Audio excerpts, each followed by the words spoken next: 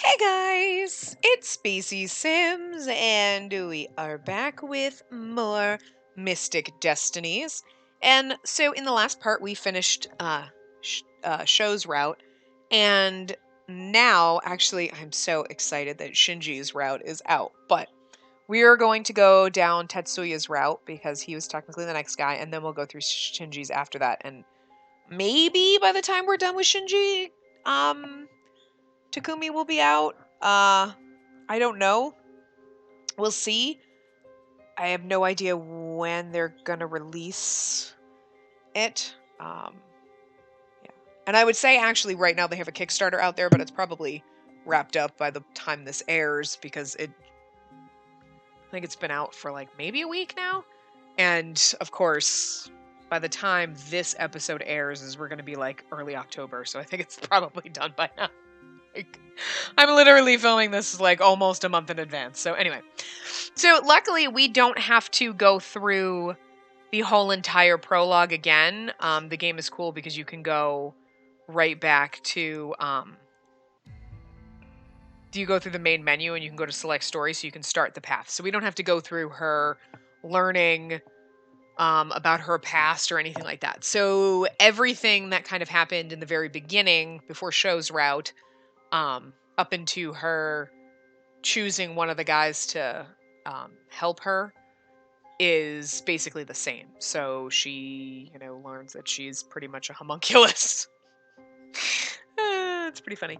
And then she ends up getting enrolled in magic classes, and then she like blows up the classroom or whatever technically happened. So, and then the teacher, Hikaru, this guy here, is asking us, to pick one of the guys. So we're going to pick Tetsuya. So let's read his thing. When Tetsuya isn't concentrating on his studies, he tends to run a little hot and cold. Even as a child, he was always very focused and serious, but those traits have become even more dominant due to the current state of his family. Tetsuya is confident in his powers and abilities, but he isn't always keen to show them off. Diligence is all I recognize. Age 21, his birthday is November 11th, his height 5'11", majors in business, he likes saving money in cold weather. Oh my god. What a nerd, but I love him. Is saving money. He dislikes the sun and crowds. He dislikes the sun. I dislike crowds too, and crowded elevators. Add that on top.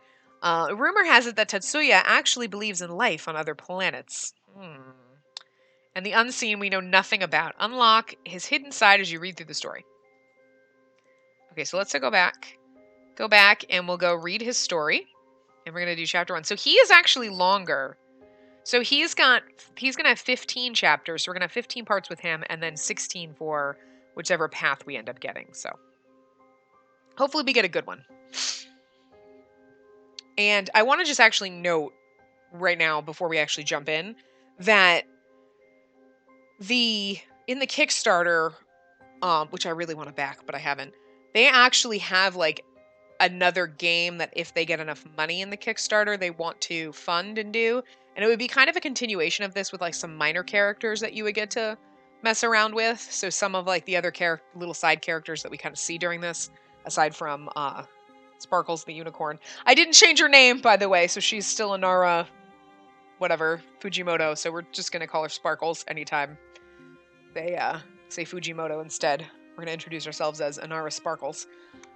Just because I had way too much fun with that the last time. But I just didn't want to go through and play the whole game again. But anyway, so yeah. So I think that would be really cool. I really hope that gets funded because I think it'd be really fun because I have a lot of fun with this game. So yeah. Anyway, I'm going to. Plus, I think there's actually other paths for the guys in the Kickstarter. So that's definitely why I want to back it because I really totally, that's only for Kickstarter backers. And I totally want to get that so then we can play those. That would be awesome. But anyway. So we're going to jump in. Chapter 1, Icebreaker. Because he's got icy powers. That's why he likes cold weather. I push myself up to stand and look at the men surrounding me. The other guys seem a little, I don't know. I'm not sure I could rely on them. My eyes settle on the blue-haired guy. Other than Professor Kazama, I think he looks the most serious and reliable. I'll go with Tetsuya. Tetsuya audibly sighs. Considering the fact that when we picked Show, he was like, oh, I'd be better. Anyway. I see. I'm not sure if I'll have time to help you properly, but I guess that was the most reasonable choice you could have picked. You might just have a good head on your shoulders. Ugh, arrogant much? Maybe I made the wrong decision. Don't be too harsh with Inara, Tetsuya. Oh, Sho, I kind of miss you a little. Our first love's always the hardest to get over. I can't quite hear what Shinji mumbles, but I'm certain it has something to do with a stick up someone's butt. Tetsuya can be a little difficult, but he's reliable and skilled. You'll be safe with him. I just think it's weird that we get to have him as a path. Like, we get to, like, bone our teacher. Like, yeah. Difficult? I frowned, feeling a twinge of regret. I know I might have sounded a little off-putting before, but it's just because I'm usually pressed for time. If you stick with me, you won't need to worry about anything, so it makes sense. I'm not entirely sure of your situation, but I'll be there to guide you the whole way. Oh, thank you. Maybe he's more sensitive than I thought. I mean, we got 15 chapters with him, so. Tetsuya glances at his watch and starts striding over to the elevator. But because of the situation, I'm going to be late for work. If you want help getting home, hurry up and come on. I rush to catch up with him, just barely making it in before the elevator closes. What is with this guy? He has some serious mood swings. The elevator slowly moves up the floors, unheeding of our uncomfortable silence. I can barely keep up with him, and I'm already feeling tired and shaky to boot. Seriously, what an asshole. Tetsuya pushes open the door to outside. This is kind of one of those, I'm going to be late for work, and somebody else would be like, one of us will take her home. Like, just because you're our protector now doesn't mean you have to take us home. I squint at the brightness of the setting sun. I mean, I get why they did it, but, you know. I'm just saying, like, for him. Like, as a person, like, hey, buddy. I understand why they wrote it in that way, because he's the one that we picked to protect us, so, or help us, so obviously he's going to be the one that walks us home, but. He finally glances back and slows down. But when he opens his mouth again, it isn't to apologize. I'm going to tell you some important things, but I'm going to do it fast, so you better listen up. I grunt in response, but Tatsuya takes this as an opportunity to launch into a fast-paced lecture. I don't know why you seem to have no idea what's going on here, but I don't have time to ask about it right now. I'll give you a rundown of the basics. You are some kind of human with magical abilities. Magic can be tied to emotions for some types of powers, and yours clearly are. Professor Kazama intentionally triggered your magic before, but I'm certain he miscalculated because they were far greater than he anticipated. Tetsuya glances at me. You might even have the power to blow up the whole school. Who knows? But your control is non-existent at best. You need to focus on keeping calm and keeping your emotions in check. Lucky for you, I'm an expert at this. I somehow feel even more offended at this. I'm not the type to have a problem controlling my feelings. The man tried to attack me. Fair enough. But the fact of the matter is, you have way too much power and not enough control. For your safety and the safety of those around you, you need to keep calm while we work on your skills. If you feel like you might still be too emotionally unstable, you could come to work with me. It's my mother's cafe, so you could just stay in the back or something. No, I'm just exhausted, so I'll just go to sleep when I get home. I was fine all day before Professor Kazama decided to attack me. Another fair point. All right, I'll trust that. Give me your phone, though, if you would. I want to add my contact info in there so you can call me if you have any issues. Reluctantly, I pull my phone out and pass it to him. I watch as he quickly opens the contacts and puts his number and email in. He hands it back to me. I put my phone number in there, but honestly, I prefer messages or email. I'm pretty busy, so I don't like to chat unless it's critical. I don't blame you, I hate phones. That's one of my dislikes. Crowds, elevators, well, crowded elevators. I don't mind elevators otherwise. And phone calls. I don't like people calling me. That freaks me out. I don't like it. Okay. We're turning onto the street leading to my apartment when I feel a wave of fatigue hit me. Whoa. My knees buckle and I nearly fall, but I manage to catch myself. I feel like I can't take another step. The world is moving in front of my eyes. I stop and grab my head, willing the earth to stay still. Up ahead, Tatsuya finally stops, turns around, then jogs back to me. You okay? Sorry, I shake my head and stand up taller. I'm just feeling a little dizzy. Tatsuya looks around the empty street, then looks back at me. I couldn't have possibly predicted what happened next. Tatsuya moves closer to me and stares into my eyes. Hi, close much? What is it? I'm going to pick you up now. Huh? I'm late to work. I'm sorry about this, but I don't have time to argue. With that, he bends down, puts one arm behind my legs, one behind my back. He effortlessly scoops me up before I have a chance to process what's going on. Oh my god, he's like so nerdy and twiggy looking, but he's like super strong. I like it. I like that, because he's a dragon, so you know. What are you doing? Put me down! Nope. Tatsuya starts striding before breaking out into a ridiculously fast run. Holy crap! I'm terrified more than embarrassed, so I reluctantly throw my arms around his neck. He looked like a skinny little nerd to me. I know, right? I like it. I like the contrast. I can't believe he has this kind of speed. He's clearly not human. Still, I'm going to murder him when he puts me down. Right, sure. But Tatsuya never lets me down, only slows a little when we get to my apartment stairs. Despite my protests, he doesn't let me down until we're actually in front of my door. He gently lets me down as if I weighed nothing. I feel so unsteady on my feet that I have to lean onto the door. I glare at him, breathing heavily. I told you to put me down. Don't you ever... Tatsuya utterly shocks me silent by bowing. I apologize for doing that. I know it was rude to touch you without permission, but I have to help my mother now. You should go get some rest. I hope you feel better. I can't even think of one word to say as Tatsuya quickly turns around and jogs down the stairs. I'm making my way to the business club fairly early. It's been 3 days since Tatsuya embarrassingly carried me home in his arms. But I haven't had any other outbursts or losses of control since. Oh, please. If you were like ready to pass out and some guy just scooped your ass up and carried you to your door, you'd be like, unless he was creepy. Then you'd be like, oh my god, and freaking out. But like, you know, you picked him. You were like, yeah, I picked this guy to help me. And like, he may seem a little like bitchy. He seems a little PMS-y all the time.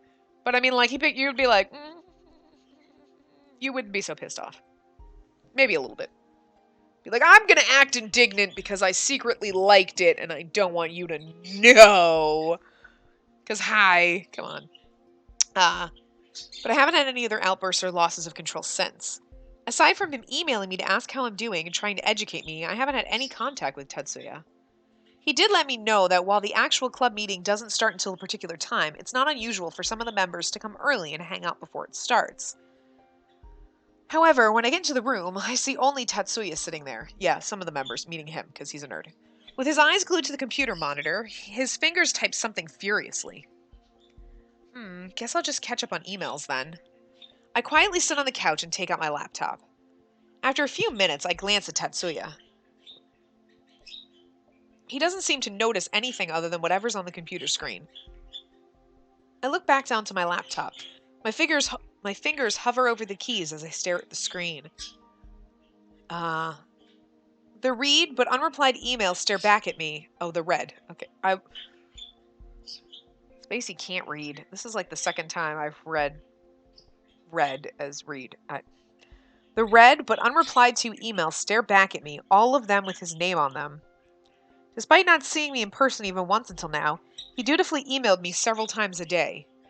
I read back over the emails now, filled with the information and details about controlling my powers. And while I appreciate all of it, it has been more than a little overwhelming. I've been doing my best to try and keep up, but there's already so much I don't understand. I feel so frustrated with myself, but all I can do about it is to keep trying my best.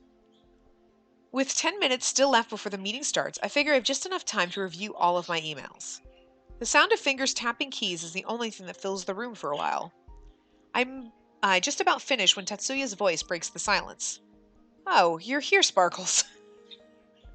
Shh, it says Sparkles. Sparkles the unicorn, sorry. I nod. Did he not notice me come in? You said it was fine to come a little early if I wanted to get something done before the meeting. Although the way you wrote it made it seem like there's usually quite a few people here. As the president, I'm here early every time. Excluding me, at most, there are 3 others. Huh? Are there no more people in the club? Unfortunately, no. The business club severely lacks in members. And of the 3 who do show up, only 2 of them are actual members. He sighs. Takumi just likes to hang out here, but he isn't a member. I don't even know how to reply to Tatsuya's admission. That's true, we gotta pretend that we're meeting all these people again and we don't know them. It's just weird. I guess I just assumed there would be more people here. Taking my momentary silence as a sign to continue, Tetsuya keeps talking. It doesn't matter. Everyone is here for their own reasons and motivations, ones that have little to do with the club. So you don't need to pretend like you're serious about it. I don't bother hiding the frown forming on my face. Why would I need to pretend? And anyway, if you don't even bother to try and make something happen, nothing will. Waiting for other people to care can take forever. You have to make them care instead. Maybe we could do something that would get people serious. Something that would make them interested. Maybe like visiting some businesses? We could study the way they work. We could even visit ones that are relevant to the other members' interests. I'd expected Tetsuya to scowl and retort something rude to me after my impromptu speech, but instead he just looks pensive. Well, if you feel that passionate about it, you should submit an official proposal next time. Oh, alright. I'll make sure to do that. Tetsuya checks his watch. Since it's 10 minutes past and no one's here yet, we can pretty much safely assume they're not coming. Shouldn't we wait for them? I know these guys, and besides that, it's a waste of time. That'll have to be it for today's meeting. Since it's just the two of us today, it's pointless to extend it anymore. If you come up with some more solid suggestions before the next meeting, write them all in your proposal. Tetsuya begins to put his things away, and I follow suit. Wasting no time, I already begin making a list of suggestions in my head. Tetsuya stands up and looks at me. I forgot to ask you about your magical training. Alright, I'll walk you home so that I can answer any questions you have. You don't have to. We can talk about it later. No, as long as you're fine with it, this is more convenient for me. Shall we go? I nod. Tetsuya holds the classroom door open for me, and we set off through the empty halls. We walk through the campus without a word. I glance at Tetsuya walking by my side. I don't know if he's being more considerate of me this time or what, but his pace is far slower than before. He looks back at me and our eyes meet. Have you done any of the suggested exercises yet? How's your training going? It's not going anywhere. I haven't had any losses of control or even a single hint of magic. I'm starting to wonder if this whole thing is pointless. Maybe it was just a one-time event. Tetsuya snorts. Unlikely. An outburst like that indicates clear and present powers. Magic doesn't just go away. And the fact that one of your eyes is now green proves that something is up. That is, unless the one green eye is just some odd fashion statement on your part. Maybe I just have... what the hell is it called? Heterochromia. Maybe I have heterochromia, okay? Jeez, that would kind of be cool. You'd be like, I have two different color eyes. It'd be kind of fun. I don't know, I just think, if you're going to have, like, some kind of quote-unquote anomaly, that would be kind of a cool one to have. You're like, hey! Everybody's got something odd about them. I got two colored eyes. That's awesome. Like, huh? What? She doesn't know? My eye is green? Her eye's been green since... Okay, did we not? I think... Okay, let's just stop the bus and beep, beep, bagging on up. Her eye was green after her mother put the power into her. Has she not looked in a mirror for, like, the past week? She doesn't... What? My eye is green? You should have known that. Your eye has been green since your mother put her power into you, which sounds really inappropriate, but, I mean, seriously. She should have noticed. Does this girl not look in a fucking mirror? Who gets up in the morning and is like, I'm not gonna look at... No mirrors? None? None? At all? None? Come on. Come on. That's unbelievable. Apparently, I'm assuming that the people who wrote it kind of just forgot about that. Just minor plot loophole here, but come on, girl. Get it together. Still love the story, but I just find that hilariously funny that she hasn't looked in, like, a mirror in, like, a week. Girl, have you not taken a shower? You stink. A strange chill spreads through my body. What are you talking about? I have brown eyes. I stop walking. My feet are rooted to the spot. Tetsuya stops and looks back at me with a frown. What's wrong now? With shaking hands, I reach into my bag and pull out my compact mirror. You have a mirror! I almost don't notice Tetsuya come closer as I open the mirror to have a look. My eyes! Almost automatically, I cover my mouth with my hand. How did I not notice? Even as I ask myself this, I realize that I know the answer to it already. I've been so busy, so wrapped up in my worries, that I let myself miss something this big. I can't stop shaking. Okay, I get... Okay, I can kind of... I think I would notice if one of my eyes turned green, but I mean, I get, like, da, da, da, and all of a sudden you're like, where'd that mole come from? Was that always there? Like, you notice things, you're like, did I always have that freckle? When did that appear? You know what I mean? Like, but it's probably like things gradually changing, and so you don't realize until all of a sudden you're like, huh, that's extremely noticeable. What happened? But it's kind of like, you would think you would notice your eyes, but okay, alright. Stress makes you do weird things. Alright. It's getting hard to breathe. Oh no, Sparkles the unicorn, don't pass out. Tetsuya stands before me with a frown on his face and speaks in a quiet, gentle voice. I apologize. I thought you knew. There's nothing to be afraid of. Remember that I'm here to help. His voice sounds oddly soothing. Like, he comes off as such kind of like a jerk. I mean, he's obviously not a complete jerk, but he kind of comes off like snotty and like whatever, but he's coming off really nice in this so far. I look up at him, but my heart still refuses to calm down. Is it a side effect of that explosion? Or maybe something the professor did? Is there a way to fix this? Whatever this is, why don't we take a break? Immediately, Tetsuya veers off to the right, towards the courtyard. I'll get you a drink to calm you down. Okay, thank you. Can I get some iced coffee, please? Iced coffee? Sure, sit, I'll be right back. As Tetsuya strides off to a vending machine, I take a seat on one of the benches. I look down at the compact mirror in my hand. A green eye reflects back at me and for a moment I feel like tossing the mirror away. Here. A can of iced coffee is thrust in front of my face, instantly dissipating all thoughts. Thank you. I take the can from Tetsuya, and he sits down on the bench next to me. I don't know what to say, so I open the can and take a sip. About your eyes. I look at him quietly drinking my coffee. If it's a side effect of your magic, there's probably no way to change it. At least until you master your magic and can change it yourself. I sigh. I see. I suppose that makes sense. Have you at least been reading the materials I sent you? Yes, but it's all very confusing. There's so many terms I don't understand, and so many references to things that sound like they're out of fantasy movies. Haven't you been going over this stuff in any of your classes? Well, Professor Kazama has mentioned some of it, but most of what he talks about isn't part of what you sent me.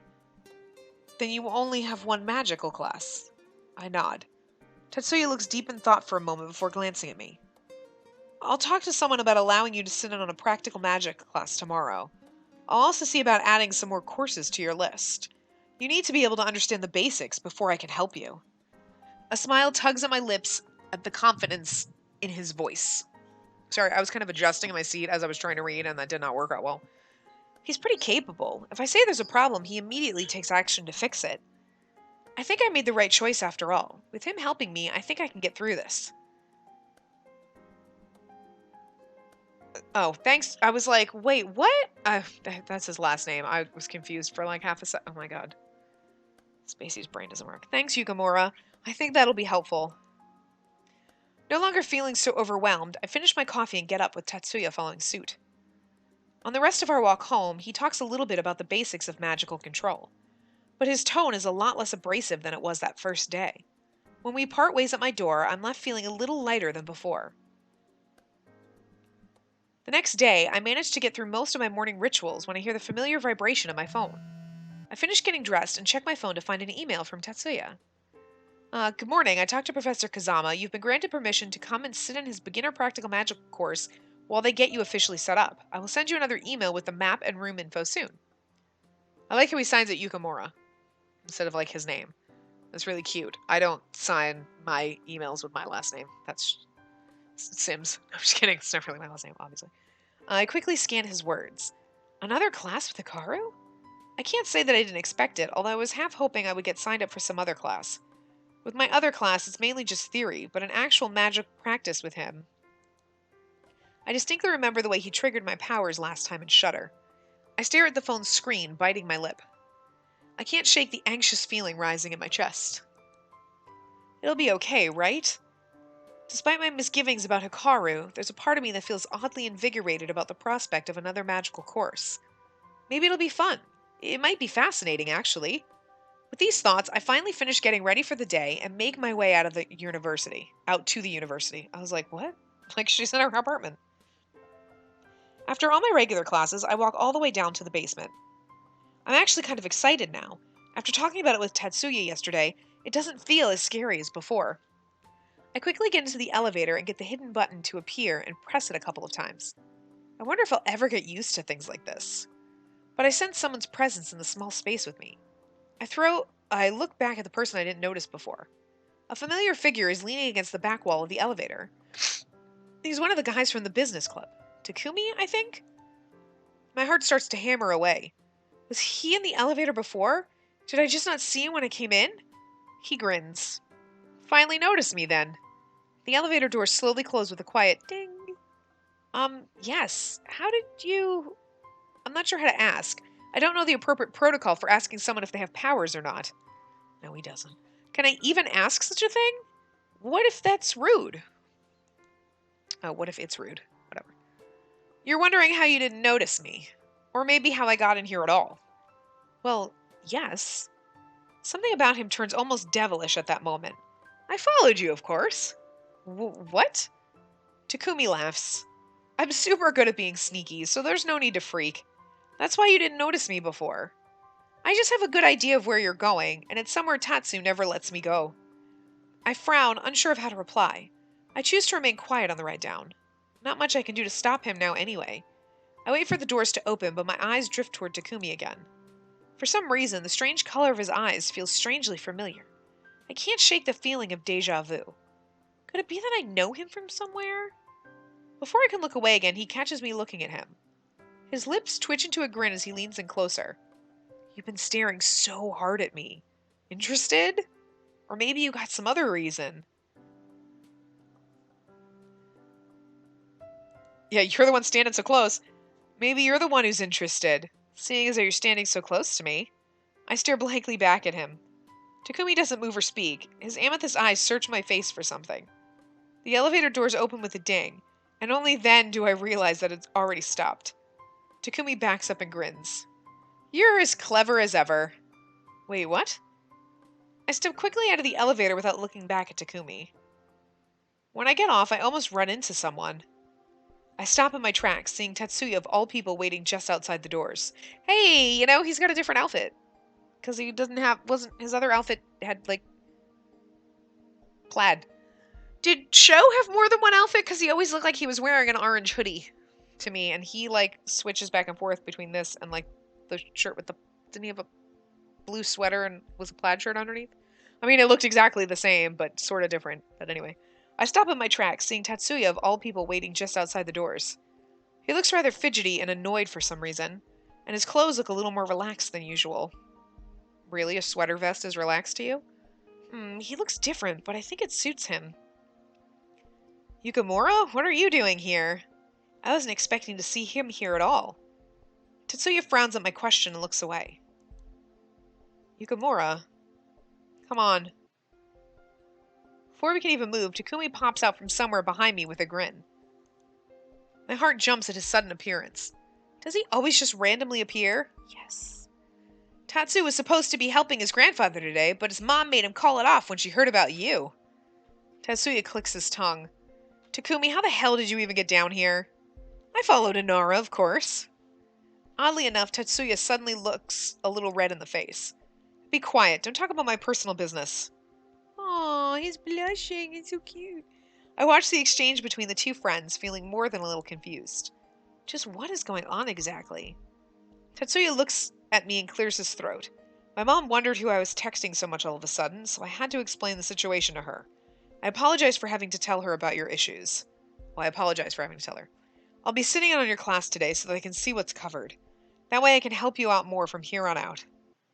And you, he gives Takumi a very stern look, you need to go back upstairs. No way, I finally managed to get here. I'm going to check it out. You're going to Professor K's class? Oh, you're going to Professor K's class? You and him are cool, right? So he probably won't care if I sit in. I'm finally down here. He was down here when we passed out and because we could have picked him, so. I'm going to pick some random dude who knows nothing about magic. BT dubs. That's going to be weird, but. That's ridiculous. It isn't going to work. You'll just get us all in trouble. It's fine. Now come on. Tetsuya just sighs and starts walking off towards the classroom with Takumi practically skipping after him. I follow after them, my eyes never straying from Tetsuya's back. I find myself smiling a little. I don't know why he was so embarrassed, but it's very considerate of him to be so worried about having to tell anyone about me. It's not that big of a deal, but he really can be sweet. Even more so, I feel thankful to him for coming to sit with me in class, even if it wasn't his idea. I've been nervous about seeing Hikaru after that terrifying incident, but having Tetsuya with me makes me feel much more secure. I glance at Takumi, who suddenly seems so innocent. Plus, being alone with Takumi was making me a little nervous, so I'm relieved about that too. The three of us soon enter Professor Kazama's classroom. Oh, goody! Okay, I was like wondering how long this chapter was going to be. So anyway, I am going to wrap this part up here. I will see you guys next time, and we'll get into chapter 2. Yes, I can speak properly. Anyway, I will see you guys next time. Remember to give the video a big thumbs up and subscribe to see more.